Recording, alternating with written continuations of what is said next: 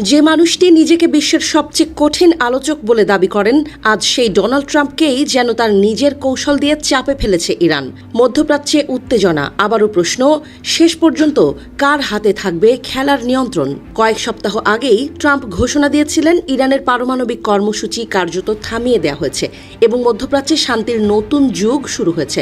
কিন্তু সেই আশাবাদ খুব বেশি দিন টেকেনি।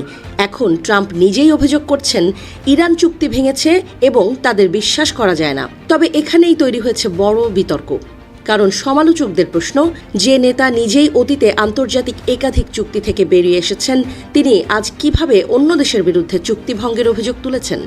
বিশেষ করে ইরানের পারমাণবিক চুক্তি বাতিলের সিদ্ধান্তকেই অনেকে বর্তমান সংকটের অন্যতম কারণ হিসেবে দেখছেন। বিশ্বের জ্বালানি সরবরাহের অন্যতম গুরুত্বপূর্ণ এই নৌপথ এখন আবারও আন্তর্জাতিক রাজনীতির কেন্দ্রে। ট্রাম্প ঘোষণা দেন হরমুজ দিয়ে চলাচলকারী জাহাজের ওপর নতুন মাশুল আরোপ করবেন, কিন্তু এই ঘোষণার জবাবে ইরান ব্যঙ্গাত্মক ভাষায় জানিয়ে দেয়, যদি মাশুল বৈধ হয় তবে সেই যুক্তি তাদের অবস্থানকেও বৈধতা দেয়। আন্তর্জাতিক কূটনীতিতে এমন পাল্টা কটাক্ষ খুব কমই দেখা যায়।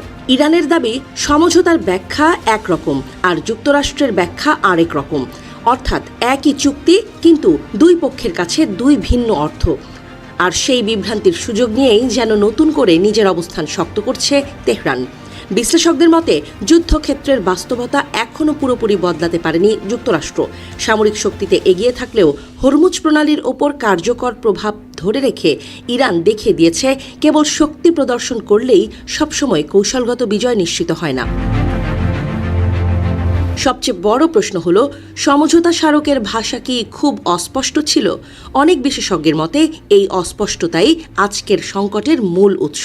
কারণ ইরান মনে করছে ওই সমঝোতা ভবিষ্যতে হরমুজে তাদের দীর্ঘমেয়াদী ভূমিকার স্বীকৃতি দিয়েছে, আর যুক্তরাষ্ট্র সেটিকে দেখছে সম্পূর্ণ ভিন্নভাবে।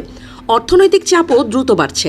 হরমুজ প্রণালীতে অস্থিরতা মানেই বিশ্ববাজারে জ্বালানির দামে অস্থিরতা, আর তার প্রভাব পড়ছে শুধু মধ্যপ্রাচ্যে নয়, ইউরোপ, এশিয়া এবং বিশ্বের প্রায় প্রতিটি অর্থনীতিতে।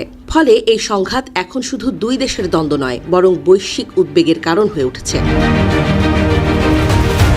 তবে আশার আলো পুরোপুরি নিভে যায়নি। আন্তর্জাতিক বিশ্লেষকদের একাংশ মনে করছেন উভয় পক্ষ এখনও এমন কিছু পদক্ষেপ এড়িয়ে চলছে যা পূর্ণ মাত্রার যুদ্ধ ডেকে আনতে পারে। অর্থাৎ পাল্টাপাল্টি চাপ থাকলেও কূটনীতির দরজা এখনও পুরোপুরি বন্ধ হয়ে যায়নি। কিন্তু সবচেয়ে গুরুত্বপূর্ণ প্রশ্নটি এখনও রয়ে গেছে, এই সংঘাত কোথায় গিয়ে থামবে? ট্রাম্প কি নতুন করে চাপ বাড়াবেন, নাকি আলোচনার টেবিলে ফিরবেন? আর ইরান কি নিজেদের কৌশল ধরে রেখে আরও শক্ত অবস্থান নেবে? মধ্যপ্রাচ্যের উত্তাল এই দাবার ছকে প্রতিটি চালই বদলে দিতে পারে বিশ্ব রাজনীতির ভবিষ্যৎ।